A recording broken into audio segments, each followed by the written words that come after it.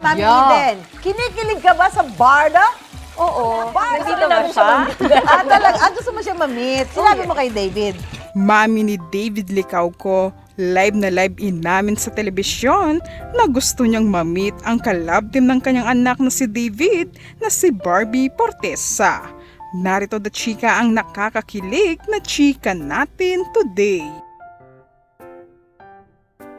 Guest kaninang umaga ng March 27 si Mami Eden sa show ng Unang Hirit na ito ang kauna-unahang TV appearance ni Mami Eden na ayon sa kanya ay kinakabahan siya sa unang guesting niya sa telebisyon.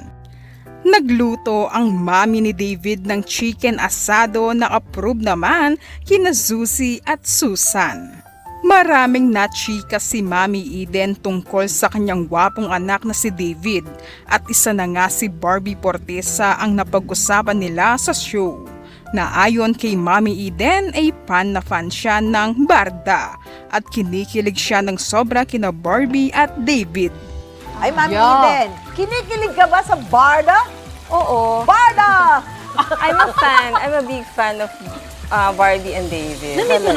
Nang matanong naman ni Susan at Susie kung na-meet na niya ang kalab team ng kanyang anak na si Barbie Portesa, saad ni Mami Eden ay hindi pa. Natanong nga ni Mami Eden kung nandyan ba si Barbie sa unang hirit at para magkita na nga ang kanilang landas at gusto na niya itong ma-meet na. Na-meet mo na ba si Si Barbie? Barbie na-meet mo na. Hindi pa. Pero gusto mo.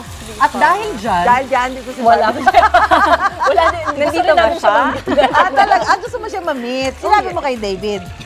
Sayang talaga na wala si Barbie sa unang hirit na hinahanap na siya ni Mami ni David na si Mami Eden. Hirit naman ni Susie kay David na dalhin niya si Barbie sa kanyang resto at para magkita na sila ng kanyang ina na gustong-gusto nang makilala si Barbie Portesa.